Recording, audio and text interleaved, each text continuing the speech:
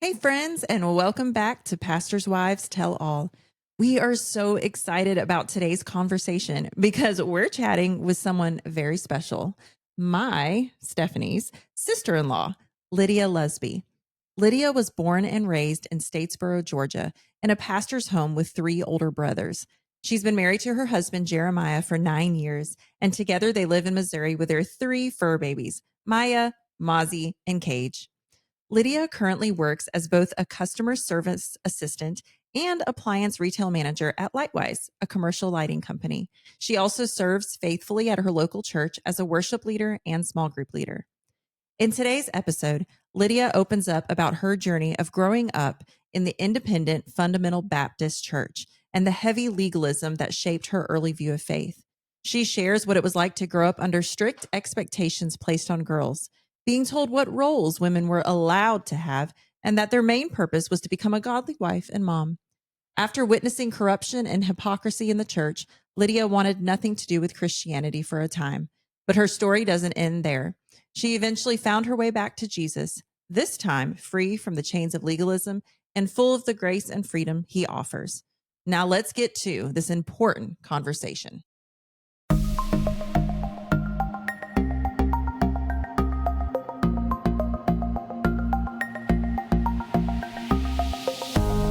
I'm Jessica. I'm Jenna. And I'm Stephanie. And you are listening to Pastors' Wives Tell All, a podcast by pastors' wives for church leaders and anyone desiring to take a peek inside our glass house. We are breaking down walls and crushing pastors' wives stereotypes within the church. We want pastors' wives and other ministry leaders to know that they are not alone in this. Plus, this is basically therapy for the 3 of us with a whole lot of dance parties.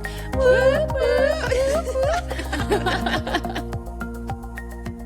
Hey, Lydia, welcome to the podcast. Hey, gals. It's good to be here. It's good to see your face. Y'all too. Y'all are so pretty. Oh, thank you. Oh, look, she was speaking.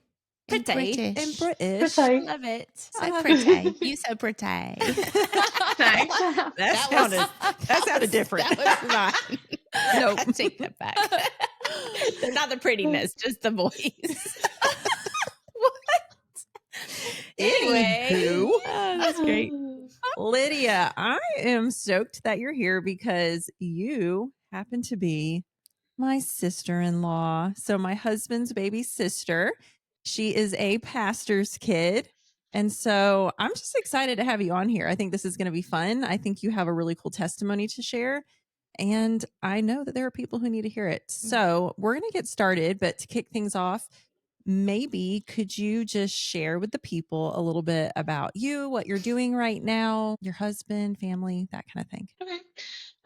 Yeah, my husband and I, we live in Bolivar, Missouri, and we are heavily involved in our church. I have been a small group leader, worship leader. My husband was on security team, so we're super heavily involved with our church. We both work for a lighting company here in Bolivar and just thriving, doing really well. You know, when we moved here, we just started really doing a lot better in our lives and just enjoying life together. So Lydia, last season on the podcast, we of course had Stephanie on the podcast because she is a host on the podcast, but also we had her crazy husband Isaac on the podcast to kind of talk about growing up in the independent fundamental Baptist church, aka Indy Fundy, Or IFB. Some people know it by that. IFB. Okay, thank Okay. you. There's so many names. I know, there for are. one There are. denomination. Mhm. Anyways, but just how it shaped them.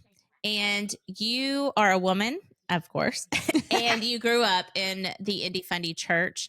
And so can you share with us what it's like for you and what it was like for other girls growing up in this church culture?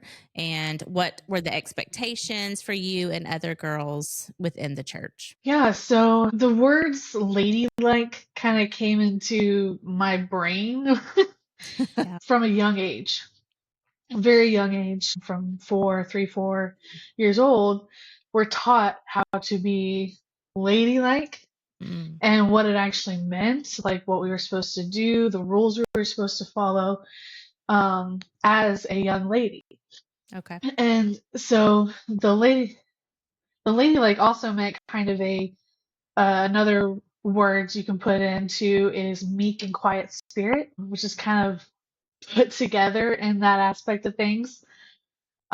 So we had a lot of rules. We were taught from the time we were little how to like sit properly because of course we were in skirts and dresses all the time. We had to learn how to speak softly, learn how to address authority figures, especially if they were male. So just all kinds of different policies, I guess you could say, were very much a big deal growing up. And as we grew older, those rules were not just not just taught, but they were expected. And even as we even grew up even older into like our older teen years, they were required.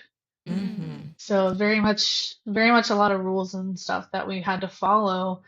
And it's not just with, relationships and with authority figures, but also just the way we looked, was a big deal. So before Jenna asks you some questions about how it was, as you grew older into your teenagehood, let's go back to you as just a young girl. Whatever we kind of grow up in is kind of what just feels normal for the most part. But did you see other kids outside of your church, whether it's in school or whatever, that you were going, wow, I see, kids like me being able to dress different or act a certain way? Were you starting to think about those things as a young little girl? Or did it just feel like this is normal? This is what my parents are teaching me. This is what the church is teaching me. How was that for you? And were you questioning spiritually? Were you even diving into the word as a young girl? I know that you might not have been. Going, is this right? Should I have to do all of these things? A lot of it was just the norm. A lot of it I did not realize or understand that it was not biblically correct. Yeah. I didn't start understanding that till I was older. Okay. So yeah, I was probably in my teen years before I started. And honestly, probably as soon as whenever Jessica and Stephanie came into my life is when I kind of started noticing some differences of, wait, that's not right. What? That's not supposed to be. So that's when I started questioning. So did you feel like you had like a voice in your home or at the church? When you're saying meek and quiet, did you just not speak a lot? Like, how was it for you? When were you able to speak? So I was pretty quiet most of the time. It was more of I wanted to be a leader. I wanted to be out there. I knew that's the qualities I had, but I didn't know how to utilize them. So it was more of I had to learn how to be meek and demure and calm and all the time. Have a very even kill emotional scale. Didn't fluctuate. Had to be very much chill all the time. Yeah, it's like you had to put on spiritual Xanax all the time. Spiritual Xanax. Yes. Yeah, and if you didn't, if you were highly emotional or I don't know, there was just because I know what she's talking about. It's just a weird feeling because I just remember if I talked too much, which of course I did. I mean, it's me. But I remember even having certain preachers look at me like, stop talking. You're talking too much. Like I felt it. Like with the way they would look at me. Right? It's Do you almost feel that? yeah. Oh, absolutely. It's almost kind of like being seen but not heard type of thing. Yeah. Definitely. Yeah. Like you were a child. Even when you got older, you kind of feel like a child still, like just kind of, smile, look modest and meek, and you'll be okay. Oh my goodness. Absolutely. Yep. I can't imagine what that was like. So we want to hear more. Lydia, whenever you were a teenager, an older teenager, something happened that really hurt you deeply. Can you tell us what happened and how this affected you? Yeah. So I was about to turn 19, and I was actually right before I went back to my second semester freshman year in college. We were told that my father was being let go from his position of ministry from 26 years. And in that instant of being told, I mean, there's lots of things I could tell you before he actually told me, but in that instant after we found out, I remember my entire world crashing. Like my church family that I had grown up with was gone in a snap of a finger. And the worst part about it was like seeing as though we were in leadership, we couldn't say anything about it. Like it was not something that we could tell anybody. I had nobody that I could relay the information to get support for and from, except for, of course, my immediate family. But of course, they were dealing with it too. Like it's kind of we were all dealing with the same thing, but we were all on different levels. So it really shook what I thought what a Christian should be and how they should act. And how they should treat people in leadership and what church family was actually like. It really shook my faith and shook who I thought I was. Can I I intercept real quick and yeah, just say, because what you're not saying, and I'll just say it, is that the church at large didn't really understand that he was being let go. right, What they understood is that it's time for him to go. God has called him elsewhere. What really was going on is there was a power move, and I'll say it, from a person in authority in that church, the new pastor. I say new, I don't know how long he'd been there at that point, new-ish, who there's a lot of red flags with that one. I'm just going to say that. I'm not going to say his name, but he wanted your dad to go. He didn't want him yep, there. And he made a move and then he lied from the pulpit about what was going on. And I remember your right, parents just being like, well, we need to do the right thing. We're not going to talk bad. We're just going to go quietly. And they just left. But knowing behind the scenes, and you're their kid, but then not being able to say anything. I mean, it's a lot, but you can keep right. going. I'm sorry. Oh, you're good. That's very true. Everything you said. There was a lot of manipulation, a Mm, lot of lies, a lot of hiding Mm. to make the leadership of the church look good, to make the decision look like it was not their decision, Yeah. and made it look like, dad had, like you had said, dad had accepted this calling, and it's not that, my dad didn't accept like a new calling, being a pastor and being in ministry. And yes, I'm sure it was a time for, it's all in God's timing, yeah. but still, it was the way that it went, the things that went down is what really kind of made Right. it a little bit sour. How old were you? um, You said you were 19. I was 19. Yeah. So for you, when that's happening, give us some just for a PK kid, because there's plenty of PK kids that listen and will have to go through similar situations that you went through. For you, what were the emotions? Were you angry, sad? One thing is hard to watch your parents go through pain and the different ways that they deal with it. But then you're also seeing your brothers and all of that. So I say all that to go, can you go a little bit deeper on the emotions that you were having during this time and how your family and you started your healing process, all of that? Because I think that's very good for us to hear, because we've all kind of been in those situations or going to go through something similar. Yeah.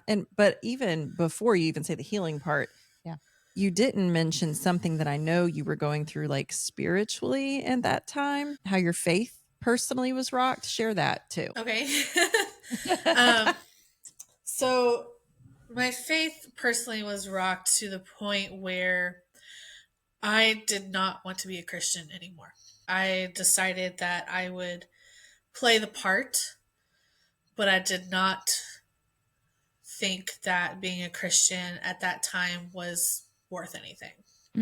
I didn't think that it was worth serving the Lord, because other people that was in the church family I was a part of, they served the Lord, but they still made this wrong decision.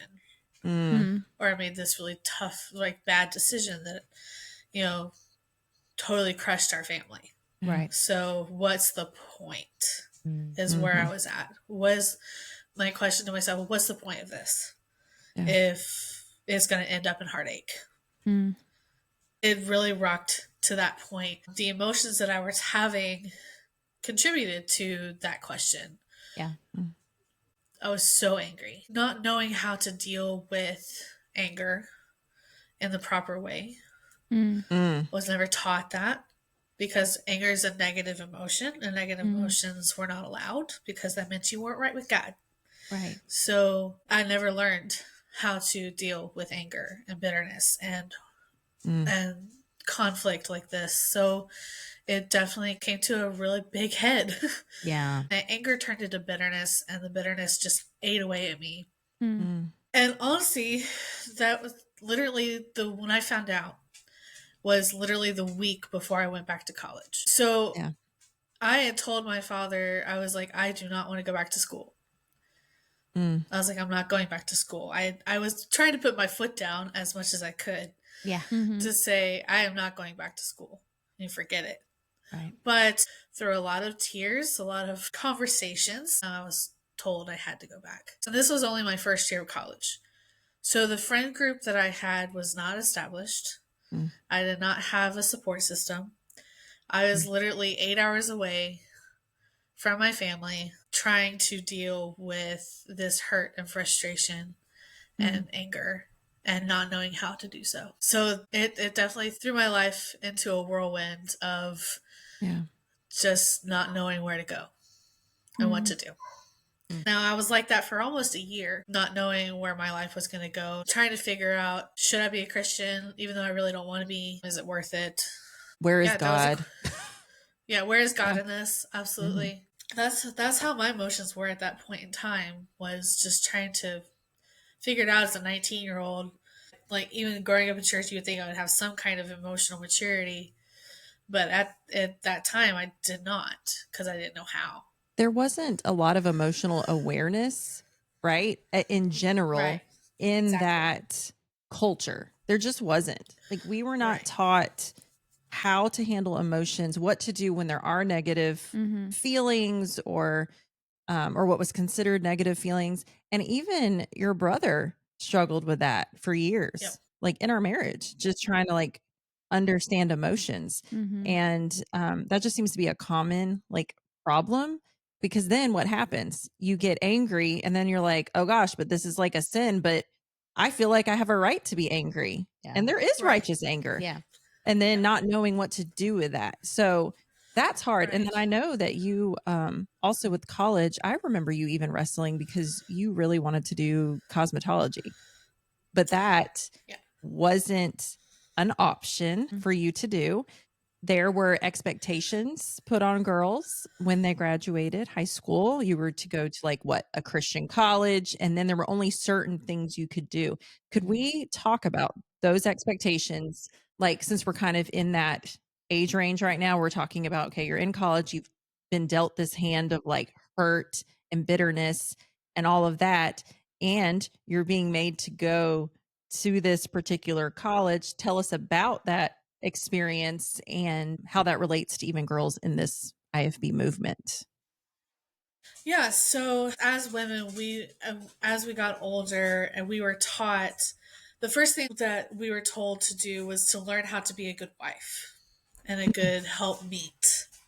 That was like one of the main priorities of how women and girls were taught. So the mission was very strategic when it came to women, of how we are to be the best helpmeet for our husbands. And several ways of doing that was to become automatically, like, if you were already on the path to be a wife, which there were several of my friends who got married when they were 18 or out of high school. So they were already on the path to becoming a wife and a mother. So that was great. You skipped college. You didn't have to worry about any of that. Well, then you had to think about, okay, well, if I'm going to be the best helpmeet to my husband, who may be in ministry one day, who may be a pastor, who may be a missionary, who may be anything, really. Yeah. But we were told that we need to make sure that we had education under our belts to where we can help on the missions field. We can help in a church and be the best helpmeet in that way. Even if our husband was 9-to-5 job, you kids, things like that. Was kind of the expectation of a woman, was to become the best helpmeet to her future husband. That was it. That was the point. But if you didn't have that, it seemed that there were just certain like jobs that were appropriate for a woman, like teacher, Right. or you could be a missionary Yes. yourself. Yes. So tell them a little bit Right. about that background for you. Right. As Stephanie said, cosmetology was the thing I really kind of wanted to do. I felt like I had a talent for it, but it was not something that my father felt like would prepare me to be a good wife, mother, or anything like that. So I decided, I was like, okay, well, I'll be a teacher. That seemed to be something that was definitely acceptable. But even then, I liked sports. So I wanted to do physical education or some kind of sports field. So I tried to go that route. Even that was not acceptable. I was told, especially if I was going to go into secondary education, that I needed to pick a subject that any school would hire me for. And according to popular opinion, that was going to be mathematics. I would have been out on that one. Yeah, Like, me too. kids ain't going to learn nothing. I was decently okay in math in high school, but Good for you. Yeah, good job. yeah, it is what it is. When you were pastors, well, the principal's kid, I was a double PK. Oh. So when you were the principal's kid, you kind of had to be on your toes. So, since I was decently good at math, I decided, okay, well, I'll just do a math major. Get a bachelor's in secondary education with a math major and a physical ed minor. And what I really wanted to do was a physical education major and then a history minor as my backup plan from cosmetology. Yeah. So I did graduate with a secondary education degree, bachelor's, and instead I did do a major of physical education and a minor of mathematics. So I have that degree. I do not use it. Because it just seemed as though I was not good I became a teacher for a couple of years. Okay. But then, like I said, I became a teacher for a couple of years, but I realized then that it was not my calling. So you became a teacher for a little bit. You know, you're struggling to still, it sounds like during this time, kind of figure out what you could do. I think it has to be really hard as I kind of hear your testimony of going like, man, like, it's like with all of these rules, it totally takes the Holy Spirit out of anything. It takes your relationship as it's not a personal relationship, but almost like a dictatorship over what your life will look like, which really just truly sucks, honestly. Holy Spirit was like woo woo. Yeah. It was like anything spirit led, they like questioned that. Yeah. They're like, what do you mean? I mean, we have the word. I mean, like, yes, we have the word, but the Holy Spirit illuminates the word. Yeah. Yeah. It's like that was just not talked about. But I mean, also like just as she says, like women were only allowed to do these certain roles, these certain jobs, which takes away so many things. And for you, like you've kind of talked with us throughout this interview, you did feel like you were a leader. You did probably feel some things rising up in you that you had to stifle and kind of push down because you weren't allowed to use it. Probably some spiritual gifts that were arising in your spirit that you were like, I can't do anything with this. And you even got to help with the youth for a while. You were a teacher for a few years, but you were feeling some of these gifts, such as being a leader, but also really these things are not allowed. So how did you navigate through these early 20s of trying to figure out what you would do? I was very lost. I felt very lost whenever I was trying to navigate because, I had been brought back to the Lord. I had rededicated my life to Him after about a year or so after my father lost his job.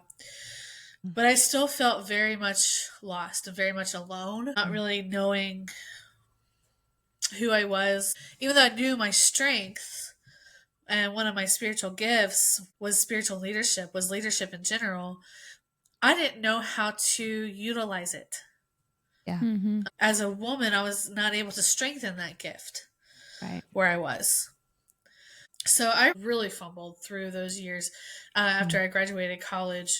And I was also a teacher, which I didn't like being. The only thing I really enjoyed was being an assistant volleyball coach at the school I was at. So that was great. Loved that. I remember you talking about that a lot. Yeah.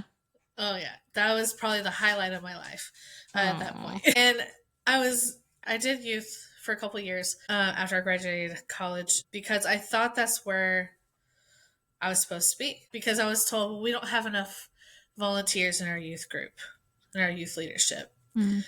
So I was kind of like, oh, okay, well, maybe I could serve there. Or we don't have enough Sunday school teachers. Okay, I'll serve there too. So, like, I was pulled like a million different ways, wearing a bunch of different hats by being a Sunday school teacher, youth leader, singing in the choir, doing all kinds of different ministry things that didn't exactly help me strengthen who I knew I should have been, Right. who I knew I was. Yeah. So my focus was definitely all over the place. Oh, I'm sure. Well, even in the leadership, youth leadership, did you actually feel like you were No. a leader? No, definitely not. I mean, we were basically, let me put it this way. I tried to be a leader. I tried to learn my strength and tried to develop my spiritual gift by making suggestions to our youth pastor on what I thought that we could do to help grow the youth spiritually, not in numbers, but spiritually. But instead of, I had to suggest it in a way to where it came out as his idea, as their, as leadership's idea, not exactly mine. So that was discouraging, not being trusted with the spiritual gift I was given, even though I knew that's what I should have been doing. But because I was a pastor's daughter, I couldn't say no to doing anything else and doing everything. So instead of thriving, I was surviving. Were you said you couldn't say no. Was that because it was still being told to you that you couldn't say no, or was that because you felt that pressure, or that you put that expectation on yourself? I felt the pressure and put the expectation on myself because of how I had grown up. Yeah. Thinking that that's what a good pastor's kid would do. And again, I'm in my early 20s, so I still am learning and trying to figure out life. Yeah. But not having that solid foundation, it definitely put me back several years spiritually, not being able to build that solid foundation. Yeah.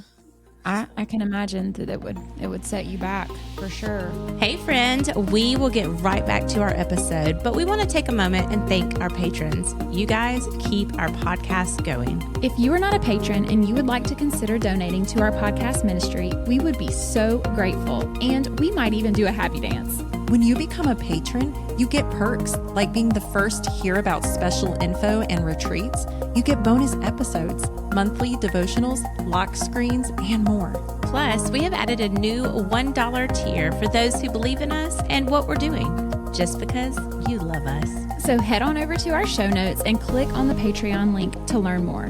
Now let's get back to our episode. So, Lydia, you did eventually meet your now husband. Remind me of his name again. Jeremiah. You met Jeremiah. You got married and you moved away because he was in the military at the time, right? Yes. So tell us what happened when you finally tasted that freedom, so to speak. You're married. Yep. Married. Have your own family. Right. Getting out from underneath the IFB church was definitely a culture shock, to say the least. But I still felt lost. Like, I still wasn't super sure on who I was. As I said, I was set back several years on knowing who I was. Jeremiah definitely helped me come out of my shell. That is for sure. That's awesome. But being in the military, you don't exactly have a very good core group around you, because military's tough. Tough people. Yeah. So we didn't really find a church to go to. We visited a bunch of churches, but we didn't exactly find a church until at least a year later. But before that time, during that year, I met someone at a church. I met a friend, and I thought she would be a fabulous friend. Like, she was super cool. She helped me get my nanny gig and all that stuff that I did when I was in Virginia. I was a nanny for 2.5 years. And through her, a core group of friends developed. There was 5 of us. 3 of us were Christians. We had we went to church. We claimed to be Christians. We were Christians. 2 of us were not. The 2 that were not was a huge influence on our group. Hmm. To the point where I started like going over to their houses, and we would have social drinking. I would only have like 1 or 2. I would say, "Oh, I'm fine. I'm not drunk. I'm good. And I'm with Christian friends, or I'm with friends. Right. Not a big deal." Eventually, I started building up a high tolerance for alcohol and started going to the route of, "Oh, let's have even more fun. Let's go to some bars. Let's go hang out and have some real fun." And so with that group of us 5, we would do that on weekends. We would go bar hopping. Now, I still told myself, I'm not getting drunk. This is Right. fine. Yeah. No big deal. Because I wasn't, because I had gotten a high tolerance for it. So I wasn't getting drunk. But still not good. But it got to the point where we decided we were going to go on a girls' trip one weekend, and we went to Maryland. And the only goal to go to Maryland was because there were some awesome bars up there. So that's what we did all weekend long. And on the last night we were there, we were bar hopping, and the 3 of us that were Christians went back to the Airbnb. The 2 that were not stayed at the bars and continued bar hopping. And we found out later on that they had went to a house party, and one of them was sexually assaulted. Mm-hmm. I kind of felt responsible to a certain extent, because I was like, I'm a Christian. She should not have even been in that situation. We should not have even encouraged that situation. Right. So God really got a hold of me. He was like, if you continue down this path, you will continue seeing the ones you love hurt.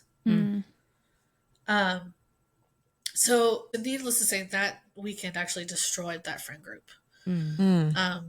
It tore us apart piece by piece. I tried to keep everything together. I tried to keep it try to keep it going, but I knew that I was losing the friendships that I had. Oh, and that's so hard. Even though 3 of us were Christians, that doesn't mean we made good choices. Right. But I felt like I was alone, and then I had this group of friends, and I'm like, oh yes. But then that group of friends led me down a completely wrong path, and I'm very thankful that it didn't last a super long time. Yeah.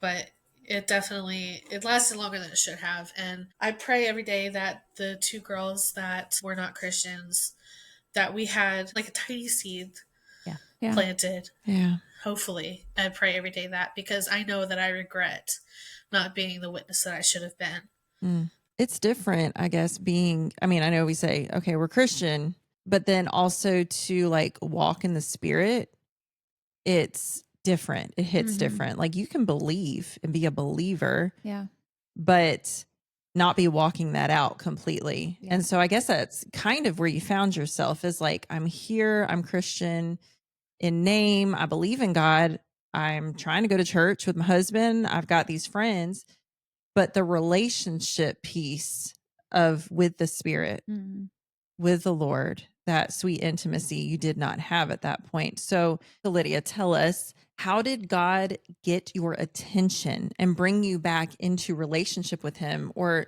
even beginning a new type of relationship with him that maybe you didn't have before? I was trying to find my identity and my contentment through friendships. Through that friendship group that we had, that I had, was destroyed. So that really kind of got my attention. That was kind of the big thing that really drew me back to, I need to be relying and find my contentment through Jesus. Right. Not through others, not through my church family, not through what I thought was my identity growing up, not through my husband. I really started seeing, okay, I need to have a more personal relationship with Jesus, so that I don't have to rely on being fulfilled by others. Being loved by others. That's not right, obviously. So that's kind of how my journey began into becoming more relational with Jesus. That's good. learning that God is a relational God. He designed us to have a relationship with him first and foremost. Yeah. And so that's kind of what started my journey in that aspect, like learning to go that route. And I was 26 before this all started. Like, so later in life. Yeah. Well, you've kind of shared, like, you know, even though your past looks a lot different than a lot of people, and you're kind of sharing like how your relationship now has finally started to grow and more of a relational God, knowing that he's a good father, right? And y'all actually having your own relationship, hearing the Spirit and letting him direct you instead of someone else. But so you've kind of shared with us how you are now with your relationship with Jesus, but you know, how is, because of the past, how are you with family dynamics with your own family now, with your husband? Because all of us, we do bring our past into relationships, you know, with our husband, but also with your church and within your family dynamics with your family now that you grew up with. I still have a relationship, you know, with my family, which I'm thankful for. Yeah. The dynamics are definitely different. We're still pretty close. I am very thankful for that. But I also know that there are things that I do not talk to my parents about. Yeah. Because I know exactly what they're already going to say. Right. Because it is conversations we've already had in the past. So the dynamic is more of a mutual respect. I'm not going to say surface level because it's not surface level, but I am going to say that it's not as deep as I think it could be if we, Yeah. you know, those barriers weren't there. Right. Yeah. So I do, again, like we still love my family. I call my mom every few weeks. We still have a relationship and we still are able to have good conversations. That's good. So I'm very thankful for that, for sure, because I know of others who have walked the same road I have and have made the decisions I've made who were disowned. Yeah. And that's very hard to see and watch other girls my age, women my age, who were disowned because of some of the things that they did. No matter if they were restored back to the faith or not, they were, you know, pushed aside. One of the biggest things that I do struggle with, though, from the past is having authentic vulnerability. Vulnerability is a very difficult thing for a person in ministry or who grew up in ministry because you're privy to certain situations and certain conversations and things that other people are not supposed to know, you know, within the church. So I really struggle with that. As a PK, we had to put on kind of a front, making sure no one saw any problems. Like everything was well and hunky-dory, you know. Our emotions were cool. We're good to go. Like we are up here, top-notch, spiritual. Let's rock it out, you know, type of thing. Let's push people to be as great as we are, you know, and all that stuff. And so any kind of struggle or negativity or anything like that, I think I mentioned this earlier, meant that we were not right with God. Like if we had any negative emotions, whether it was anger, bitterness, anything like that. So not knowing how to properly deal with those emotions, it wasn't until I really started having a relationship with Jesus and then started getting godly counsel. And Stephanie has been a huge influence on that as well, showing me that it is okay to have emotions. It's good. That it is okay to feel and it's okay to project emotions, but not just that, but to be vulnerable with those emotions, those raw emotions. And I really didn't start really learning how to do this until about 3 years ago.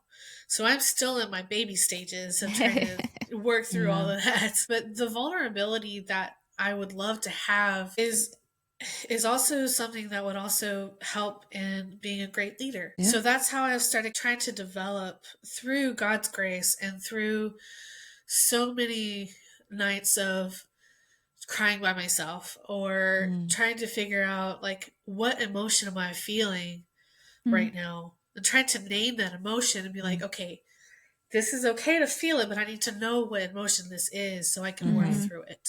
Yeah. That's good. That's so good. That is good. I feel like I'm making headway with that. Yeah. Which I'm very thankful for. But it's a tough journey to not know what emotion really is, to feeling all the feels and feeling all the emotions and trying to figure out, oh my gosh, which emotion was that? I don't know which emotion that was. Yeah. Was that a good emotion or a bad emotion? Like, I don't know. Yeah. Trying to navigate that has been very difficult, but I feel like that's also, again, helped me with my vulnerability. Being the best person I can be for Jesus, and being able to be vulnerable with my story to others. For a long time, I felt like my story was not worth anything because I was a pastor's kid. Like, I grew up great. It was awesome. No, girl, your testimony's powerful. Yeah. It's powerful. So share it. Yeah. So I didn't start actually sharing a lot of my testimony until about 3 years ago. And that was because I wanted to be a small group leader in my church, and I'm very thankful for that. That definitely stretched my vulnerability and stretched me, and definitely learning the leadership skills that I have and developing those has been a huge part over the last 3 years, ever since we actually joined the church we're going to. The church that we're going to now actually teaches those who have the spiritual gift of leadership, instead of just saying, oh, okay, here you go, just go lead something. Or, you're a woman, let's let your husband deal with that. Or, some stuff like that. Even though my husband is great and he has leadership qualities, but that's not what his spiritual gift is. Right. So it's like, what? Let my husband, who does not have the spiritual gift, do something that I know that God has given me the spiritual gift for. Like, it didn't make sense. Right. So I'm very thankful for the church that we have, because, like I said, it does teach those who have the spiritual gifts, spiritual gifts like people have. They teach it. Yeah. Well, it sounds like you're doing an incredible job. I know you said that this, you're young on this journey of learning to, navigate emotions, but it sounds like you're on the right track. So, Lydia, we have enjoyed having you so much. But before we go through our 3 questions that we always do at the end of our podcast episodes, I have one more question for you. If there is anything that you would like to say to a pastor's kid that might be out there listening, now's your chance. Maybe some advice you wish that somebody had given you, words that you wish somebody had spoken over you during your teen or your college years. It can be anything. What would you say to them? Walk the path that God has laid before you, not the path that others expect of you. Mic drop. Mic drop. Right there. That was good right there. So good. That was good. And I feel like we have more of those coming with our final 3 questions. The Lydia. rapid fire. Dun, dun, dun. Here we go. Lydia, if you could just go back and give yourself, your pre-adult self, back when you were a kiddo, pastor's kid, one piece of advice, what would it be? Be confident who God wants you to be. Find your spiritual gift and develop it. Strengthen it. Yeah. That's good. So good. Okay, number 2. What do you do in your free time, either by yourself or with your hubby, Jeremiah? For fun. Well, me and my handsome hubby love to go flea marketing. Oh, nice. That's That kind of sounds our fun. big deal. I actually like collecting carnival glass. Okay. So that is I have a small collection. Yeah. Compared to what I could have. Yeah. But Yeah. but yeah, so I love carnival glass. That's kind of been my little bit of a hobby. Yeah. That's cool. Awesome. Okay. This is your last and final question. Are you ready? Okay. Let's go. Let's Ready go. or not, here it comes. If you could tell the church congregation one thing without reservation and have them really listen and respond, what would you say? Life is not a do-it-yourself project. Gain strength in the community that and do life together as God intended us to do. So life is not a do-it-yourself project. I love it. Never has been, never will be. I like that a lot, Yeah. actually. Mhm. It's not a do-it-yourself project. I feel like that's a t-shirt. I love it. That was so good, Lydia. I'm so proud of you I for sharing. know. Yes, Thank thank you, you so Lydia, for being much. on and just sharing your testimony. And just like Jenna said, like continue to share it in the small group, in your church, and friends. It's powerful, and God has a plan for it. And this was one of the steps right here to share it with the Yeah. world. Absolutely. Yes. That was an thankful. evil laugh. Well, guys, until next time, we love you and hope you have a absolute lovely, lovely week. Yes. Go out there and do something. It's not a do it yourself though. Go do it with Don't other do people. it yourself. Do with other people your spiritual gifts. Okay. Bye, guys. We love you. Bye. Bye.